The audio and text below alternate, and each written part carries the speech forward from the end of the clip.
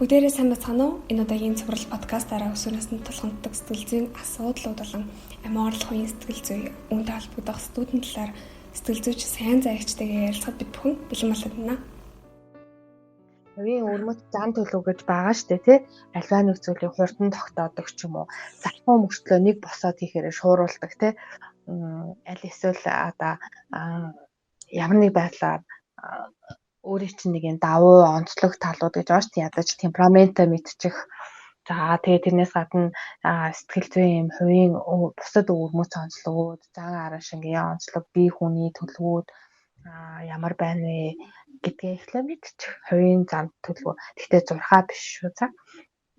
Тиймэрхүү юм ахлаа судалчих. Хүүхдүүд амар 6-нд очилдог л итгээд байдаг. Бараг өрөнд орны 6-аач болох ботлоо үздэг байл шүү. Өөрөө. Тэгээ 6 бүр амар дотор байгаа юм тийм л. Тэгээд сонжоо монжоо бүгдлэх айгуу дуртай юм бэл. Гэхдээ тэд нар чинь яг чамайг 100% тийм гэж илэрхийлэхэд хэцүү. Тэгээд яны бодтой хэрэгжүүлэхэд амархан зөвлөгөө өгье заяа. Нэг юм би гэд нэртэй myself ч юм уу те нэртэй I ч юм уу нэртэй тийм дэвтэр нэрч. Тэр тэгтээ зөвхөн чиний л тухай байдаг тийм би одоо ингээд тэр хичээлдээ онцавчээ би иймэрхүү зан төлөвтэй хүн юм байна. Би яг ийм өнгөнд дуртай тий.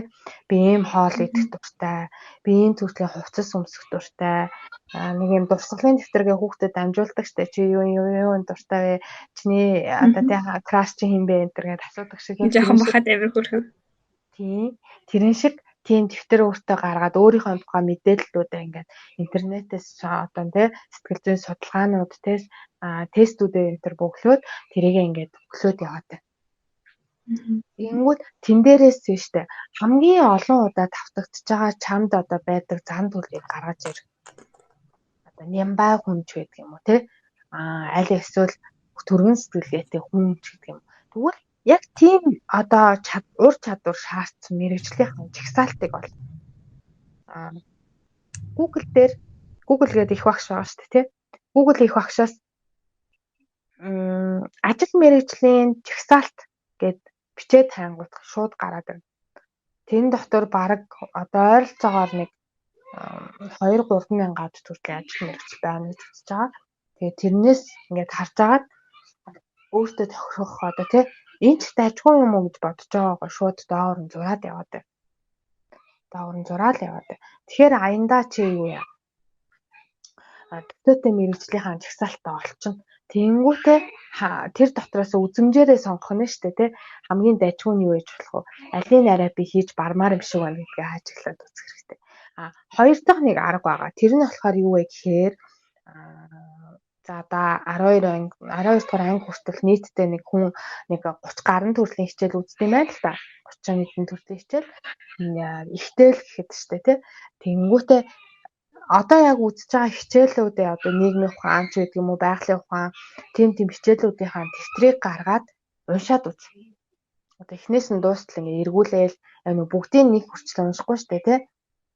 Хараад ажиглаад үз. Тэгээд аль дэвтрээ хамгийн удаан харж байгаагаа шалга. Энэ бол айгүй энгийн тест заяа. Гэхдээ хамгийн бодиттой тест. Аль дэвтэр дээр илүү анхааралч удаан тогтоод аль нь чамд илүү сонирхолтой гарт арай барихад тэгээ үзэхэд аюу зугаатай ч юм уу сонирхолтой санагдаад байгаа вэ дуртай юм шиг санагдчихээнэ гэдгийг шалгаад чи тийшээ чиглэж явах юм бол тэр ухаан руугаа авах юм бол хамгийн өндөр ур чадвартай байгаа бол.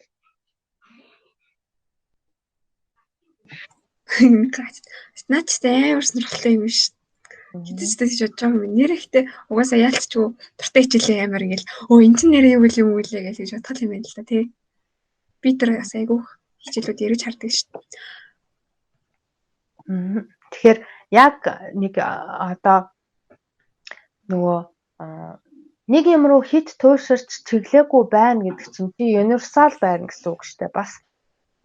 Тэгэхээр нэг биш нэлээд хэдэн төрлөөр ажиллаж чадах тийм олон хөрөвсөн мэрэгжилж эзэмсэх чадвартай гэсэн үг байна.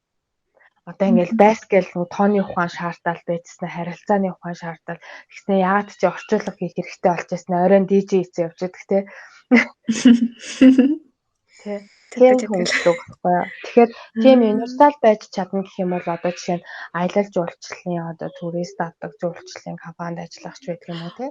хэлний чиглэлээр мэрэгшигч байдаг юм уу. Тэгээ гоё гадаад одоо байгальлын орноор аялж чадсан уйл ус үзэх дуртай хүн байна тий. Эсвэл ингээд яат чи ингээл амар их мөнгө бодогтаал тий амар баян болмоор байна гэл одоо тэгээ бизнесийн чиглэл рүү чиглэж болмоор байна. Хичээлдээ огт дургу зүгээр л ингээл мотобайк ч байдаг юм уу тий морин уралдаан австрали ч юм уу тийм үзээ яваад байдаг хүүхдүүд байна. Тэгвэл чи механик чиглэлтэй мундаг байна. Тийшээгээ чиглэл гэсэн үг байхгүй юу. Тэгэхээр яг нөгөө чи юунд өдөрт хамгийн их цаг зарцуулж байна тэрэндээ хамгийн амжилт гаргаж чадна. Нэрээ та түрүү ингээд сэтгэл зүйн санжоонууд бөглөөд өөрөө ингээд харагсан шүү дээ. Тэнгүүт тэрийг яг ямар хаягаас олж авах уу? Аль нь найдвартай юм бол ер нь л амар зөндөө байдаг шүү дээ. Би бас нөгөө нэг сэтгэл зүйн нөгөө нэг юм өнгөнөттэй тэгээд аль зураг нь хамгийн гоё харагдаж чинь тэрнгээр чи ингээд чиний юу юм мэдэн тэргээ тиймхүү юмуд байдаг шүү дээ. Тэрэнд амар дуртай байхгүй. Ер нь тэр хэр үнэн байд юм бол тэгээд яг аль их сурвалж нь хамгийн найдвартай вэ? Сэтгэл судлалын тестүүд гээд уул нь бол номноос авбал хамаагүй үр дүнтэй одоо нөгөө төв номын сангууд, туслах номын сангуудаар байгаа сэтгэл судлалын тестүүд гэдэг ном заяа. Сэтгэл судлал гэдэг нэртэй байх тусмаа нөгөө судалгааны үндэслэл гаргалгаа стандарт нь илүү өндөр байдаг байхгүй юу? Одоо нөгөө найдвартай баталгаатай байдал нь тэгээд тэр чинь нэг тестийг гаргахад чинь доороо иж 15-20 жил шаардсан шүү дээ. Тийм амар удаан судалж аваад гаргаж ирээ. За яг үний юм байна гэд бүр амар олуулаа сууж аваад тал талаас нь удаж байгаа баталдаг байхгүй юу? Өчнөө одоо бацаагдчихж байгаа. Тийм болохоор тийм тестүүд үнэн. Тэгээд Google дээр ч юм уу тийм YouTube өнтер дээр нөгөө сэтгэл судлалын тест гэж хичээл болтой шүү. Сэтгэл зүйн тест гэх юм бол одоо нөгөө сэтгэл зүй гэдэг үгийг ч өстой юм болгон дээр ашигладаг болсон шүү дээ. Ямар ч хамаагүй ментор гарч ирэл ашиглаад яваад байгаа байхгүй юу? Тэгэхээр тэр чинь ингээд тусдаа нөгөө сэтгэл судлаач, сэтгэл зүйч гэл ингээд өөр ойлголтууд яваад байгаа шүү дээ тий. Зөвхөн хүний сэтгэлийг судалдаг төрлийн, зөвхөн онцлогоо хийдэг төрлийн, судалгаа хийдэг төрлийн хүмүүс нь бас нөгөө бүр тусгай мэрэгсэн хүмүүсийг гаргасан зөвлөл хамгийн бодиттой шүү дээ тийм ээ. Тэгэхээр яг тэр чиглэл дээр ажилладаг хүмүүс сэтгэл судлалын тест гэж гаргаж ирдэг шүү. Тэгээд нөгөө psychology test гэдэг юу англи дээр ч гэсэн хайж бас болно л доо хэлээ сайн мэдчихсэн байгаа бол ямар ч хамаагүй л дээр чи сэтгэл судлалын тест гэж чичээх юм бол гараад ирнэ.